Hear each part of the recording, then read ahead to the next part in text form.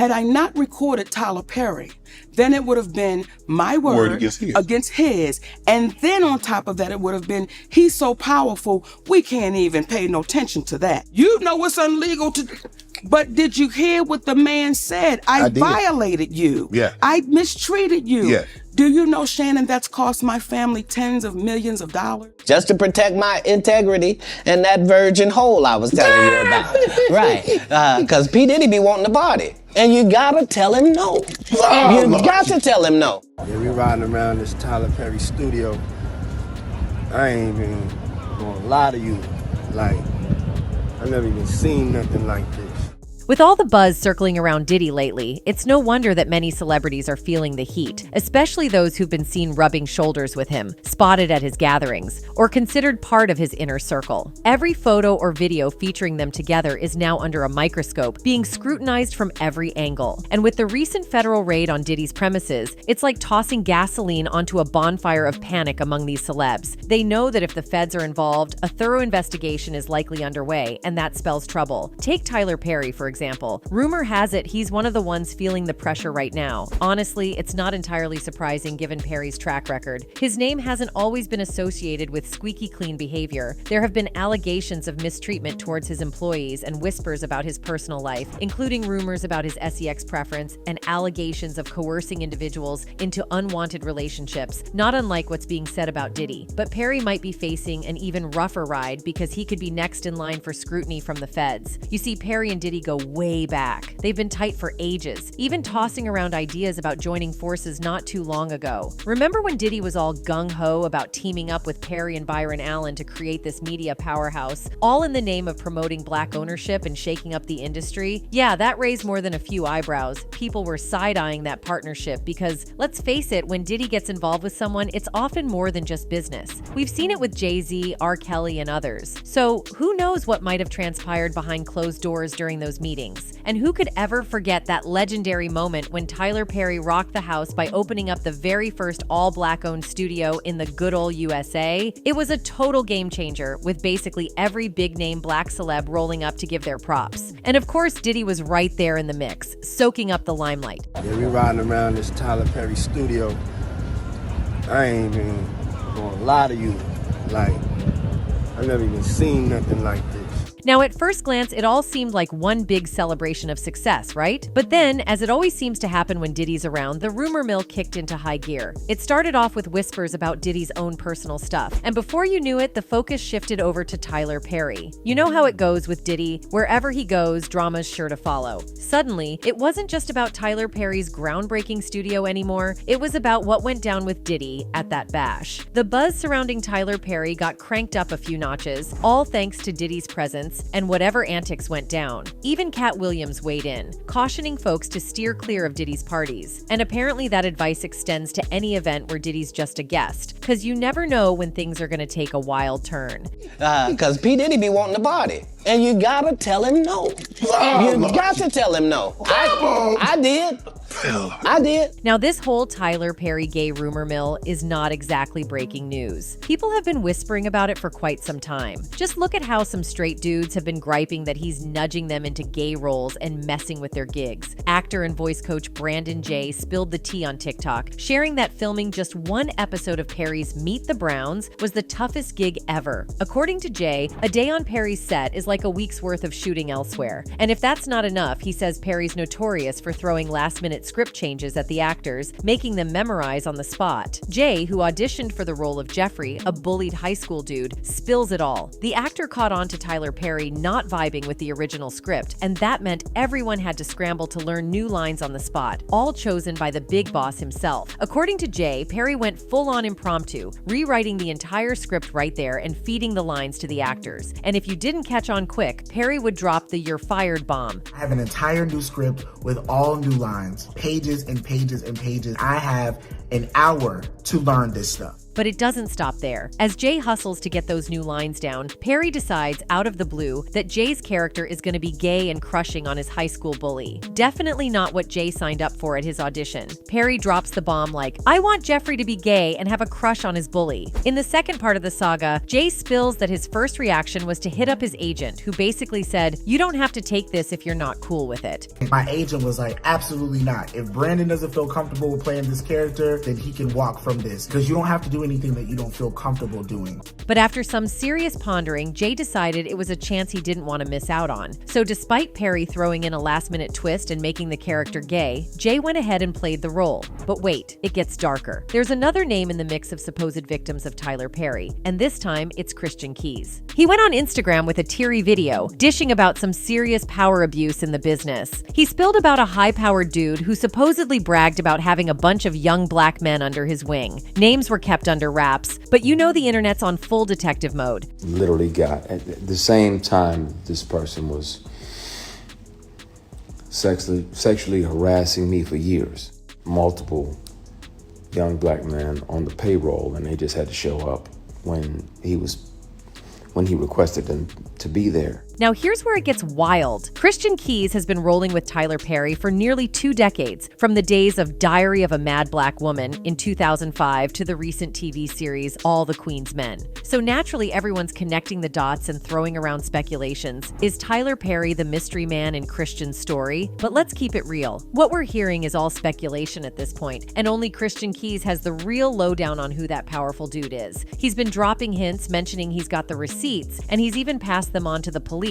So we might just get the 411 on this mystery very soon. And then there's the infamous dress-wearing ritual. Dave Chappelle spilled some tea on OPR show about it. He was talking about how he's a bit of a conspiracy theorist and noticed this weird thing. They put every black man in movies in a dress at some point. Like when I connect dots that maybe shouldn't be connected, I don't know. But certain dots, like when I see that they put every black man in the movies in a dress at some point in their career. Chappelle had this experience while filming a movie with Martin Lawrence. He walks into the trailer and sees a dress, thinking it's the wrong one. Turns out, it's for a scene where Martin's character sneaks out of jail by dressing Chappelle as a prostitute. Chappelle's like, nah, I'm not doing that. It wasn't in the discussion. I'm doing a movie with Martin. Yeah. The movie's going good. So I walk in the trailer. I'm like, man, this must be the wrong trailer because there's a dress in here. They try to pressure him, saying it's a hilarious bit, but he stands his ground, saying he doesn't need a dress to be funny. The whole thing gets intense with writers, directors, and producers pushing, but Chappelle sticks to his guns. In the end, they come up with a new scene without the dress, and he's left wondering, how did you write that so fast? Dave just didn't vibe with it, not because wearing a dress is an issue on its own, but because he felt the industry was trying to corner black artists into doing whatever it took for success. They kept hounding him until they figured out he wouldn't budge. Dave revealed this whole experience was an eye-opener. It took being told to wear a dress for him to connect the dots and realize this wasn't just his struggle. Lots of other black men had been asked to do the same. Martin Lawrence rocked it in Big Mama's House. Eddie Murphy pulled it off in the Nutty Professor series, and Jamie Foxx left a mark with his unforgettable Ugly Wanda on In Living Color. Then you've got the Wayans brothers trying their hand at it with White Chicks. Oh, and we can't forget the less successful Juana Man. In the mix of all this, Tyler Perry takes the cake. He's not just known for his entertainment game, but has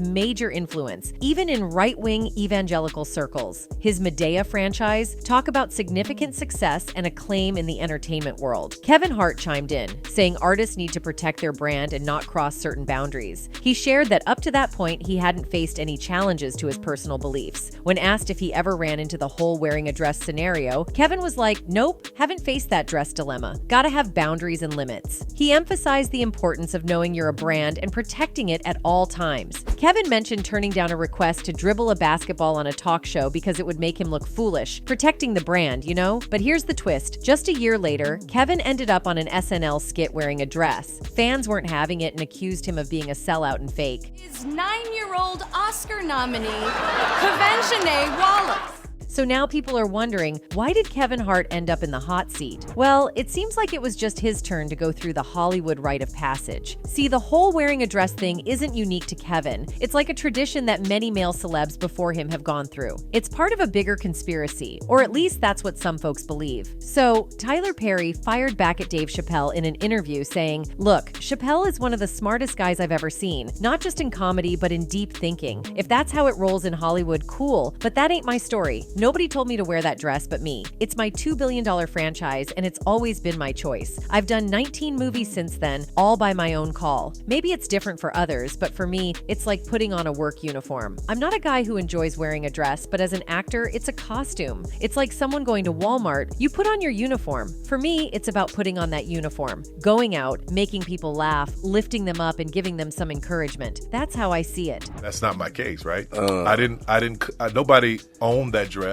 right? But me. That's right. Nobody told me. It's a $2 billion franchise. Nobody told me to put it on. That's right. Nobody makes me put it on. At the end of the day, Kevin doesn't have to worry about what people are going to say about him wearing a dress because of the long line of dress-wearing people before him. We had Big Mama's house 1, 2, and 3. Yeah. I've never seen Medea in a pantsuit. I think she wears dresses. So now I'm saying, why are we picking on poor little Kevin Hart?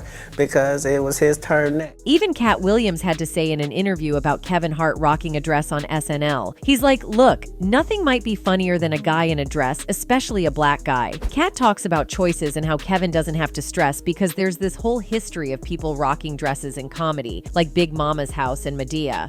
At the end of the day, Kevin doesn't have to worry about what people are going to say about him wearing a dress because of the long line of dress-wearing people before him. But then, Cat drops the Illuminati bomb. He's saying some folks are against it, and it comes at a cost. When you're anti-Illuminati, you get punched in the face by the media, hated, discredited, the whole deal. Cat brings up how they did the same thing to DMX. It's like he's saying there's more to these dress-wearing moments than just comedy. It's like some weird ritual these guys gotta go through. Interestingly, Dave Chappelle also talked about something similar when he appeared on the OPR show back in 2006. He let everyone in on the fact that he turned down a massive $50 million deal from Comedy Central. When Oprah asked the burning question, "Why give up all that dough?" Dave got straight to the point. It wasn't about the money, it was about dodging the drama that comes with it. He explained how hitting that new level messes with your head, needing time to adjust to the whole new vibe. Dave's been in the showbiz game since he was 14, so he's seen the behind-the-scenes drama unfold. When OPR pressed him about the stories he's heard, he got real about stars like Mariah Carey snagging big deals and then suddenly going off the rails. Laurence Olivier, too, waving a gun on the street, claiming they're out to get him. It's that weird stuff that happens when they're on the brink of the next big career move. Dave Chappelle spilled even more tea, talking about how these big media companies wanted him to write sketches that made people laugh at him, not with him. Basically, they were saying if he didn't humiliate himself, he wouldn't hit the big leagues of rich and famous. Now let's dive into this whole dress thing in Hollywood and figure out what's the deal. So you start wondering, why do they keep doing this? Why is it always these tough young brothers ending up in dresses? To get to the bottom of it, we gotta go back to the roots. This whole emasculating black men thing has been around since slavery days, and they even had a name for it, buck breaking. Let me break down the origin of buck breaking real quick. Back in the day, mainly in the Caribbean, slave owners used this messed up tactic against male slaves who were seen as rebellious. Picture this, they'd make the enslaved guy drop his pants, bend over a tree stump, and then whip him real bad. The goal? Weaken him so he couldn't resist the R that followed. Yeah, it's heavy stuff. The white slave owner would go ahead and do the unspeakable right in front of the enslaved man's wife. Imagine the trauma of that. Now fast forward to today, and you see a similar vibe. Strong black men, even in Hollywood, ending up in dresses just like they did back then. It messes with your head, especially for kids seeing these role models switching up like that. It's like they're playing mind games, doing it in front of fans, family, the whole deal. That's the connection folks are making. History repeating itself, but in a different form. It's kind of funny, in a messed up way. You notice the pattern, they always bring in these strong, black, manly dudes first. Like they weren't dressing up in high school or middle school, always rocking that masculine vibe. And it's not about being gay or whatever, we're talking about straight black men here. Check out how they enter Hollywood, all strong and confident. Then peep how they leave, it's a whole different scene. And you can't just blame the industry alone. These guys make the choice to go along with it. Tyler Perry even said in that interview, replying to Dave Chappelle, that nobody forced him into anything. It's the same deal. They willingly bow down to the agenda just to level up. We gotta hold them accountable too. They're ready to do anything for that next level, even if it means going through this weird ritual. The industry's like, how bad do you want this money? Are you down to sell out your people, push a certain agenda, and emasculate yourself in front of everyone, just like the buck breaking back in the day? But now it's crazy. These dudes are willingly allowing it. Times have changed, and now it's a choice. Also, there's talk that Tyler might not be as supportive of his fellow Black creatives as he likes to make out. Sure, he's built studios and talked a big game about uplifting the Black community, but some folks are saying it's all smoke and mirrors. Take Monique, for instance. She's been shouting from the rooftops about Tyler's alleged mistreatment towards her for what feels like forever. The drama started way back in 2009 when Monique starred in Precious, a movie produced by OPR and Tyler Perry and directed by Lee Daniels. The real beef kicked off when OPR and Tyler decided Monique should hit the press circuit for the film without any paycheck. Monique wasn't having it and straight up said, "Nah, not in my contract." According to Monique, she only got a measly $50K for the whole movie, which was barely enough. Now they wanted her to jet around the world promoting the film for free? Not on Monique's watch, but OPR and Tyler didn't take her refusal well at all. Instead, they started trashing her reputation in the industry, spinning a narrative about her being difficult to work with. Monique spilled the tea, saying Tyler Perry told her, "You may want to consider promoting this film because if you get nominated for an Oscar, your next film is $3 to $5 million.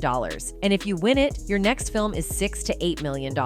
Monique was like, "Hold up, I'm a Black woman. Where are they paying those salaries, brother?" She straight up told Tyler, "I can't work for free. I've done what I was supposed to do. I can't go overseas and do this for free." Their back and forth continued, with Tyler saying he doesn't believe in giving money away for free, and Monique firing back, "I don't believe in working for free, so we on the same page?" It's a classic case of clash in values, and Monique wasn't backing down. He says, "Well, I don't believe in giving money away for free." I said, "I don't believe in working for free, so we on the same page." She also claimed Tyler Perry allegedly went the extra mile to mess with her acting gigs. According to Monique, it all went down after she turned down a request to fly to France for the Cannes Film Festival, tied to promoting the movie Precious. So, check it, the movie studio initially asked her to jet off to France, but Monique, with her busy schedule as a talk show host, comedian, and family woman, respectfully declined. They tried to sweeten the deal by offering to upgrade her hotel room, but she and her husband stuck to their guns, saying, "Nah, we're gonna spend this time with our family." She said, "OPR, I'm doing a talk show. I'm doing a comedy tour. I have a husband and I have babies. I have a little bit of downtime and I am going to take advantage of it. So I'm not going anywhere because I'm not obligated to go anywhere. I've done my part." So we mutually agreed to disagree. That was it. Next thing I know, I am considered difficult and hard to work with when the third call came and they asked, "What's it going to take to get Monique to France?" Her husband straight up asked, "Is there a number associated with it?" That's when they dropped the bomb that they would never pay for anyone to do promotions for a movie. Monique revealed she was paid a mere $50,000 for Precious, and it wasn't about the money. She signed up to do it with her friend. The interviewer dug in, suggesting she needed the money to feed her family and pay bills, and Monique responded, "I think that's what America says. We all say, I can't do it for free." She explained that when the movie studio refused to pay for her Cannes appearance, they didn't make a fuss. But then the reports started flying, painting Monique as demanding and difficult. The whole thing boiled down to a simple request that they understood couldn't be met. But suddenly, Monique found herself labeled, and that's where the drama kicked in. Understood, because what people didn't know was I was paid $50,000 to do the movie Precious. And it really wasn't about the money, and I'm not complaining because I signed up to do it with my friend. It says we can't set a precedent and pay you to do this. We didn't have an issue with them. Okay. But that's when the reports came that now Monique is being demanding and she's being difficult. Media stories start popping up, painting Monique as difficult to work with. Suddenly, no one wanted to cast her, despite her winning an Oscar for her role in Precious. Imagine seeing all your hard work go down the drain. Monique started putting two and two together, realizing someone was out to get her. In a recent chat with The Hollywood Reporter, she spilled the beans that Precious director Lee Daniels admitted she got blackballed for not playing the game. Monique's even called out OPR and Tyler Perry, asking for an apology that, as far as we know, is still still MIA. But Monique wasn't done dropping bombs just yet. She went on to spill the tea about how Tyler Perry cost her and her family tens of millions of dollars over a rumor he started about her. She recounted the whole situation, saying that Tyler told her he'd never do anything to hurt her, but then later admitted to starting a false rumor that she was difficult to work with. Monique didn't hold back, expressing her frustration and disappointment, especially after Tyler's initial denial. She went on to talk about how during her conversation with Shannon, she referenced an interview he did with Kat where he admitted to letting people lie in his face because he didn't know if they were lying or not. Monique made it clear that she wanted Shannon to hear Tyler's own words, so she sent him the audio recording of their conversation. And let me tell you, it wasn't a walk in the park. Monique revealed that she recorded the conversation legally, which she emphasized was crucial for her as a Black woman facing off against someone as powerful as Tyler Perry. She explained that having the audio proof was a game changer, as it prevented her from being dismissed or ignored. Yes. Had I not recorded Tyler Perry, then it would have been my word against his. And then on top of that, it would have been, he's so powerful, we can't even pay no attention to that. Monique didn't mince words about the impact of Tyler's actions on her and her family. She stressed that the lie Tyler spread cost them a staggering amount of money, leaving them in a tough spot financially. It was a tough pill to swallow, and Monique didn't hesitate to share the weight of the consequences of Tyler's actions. You know it's illegal to...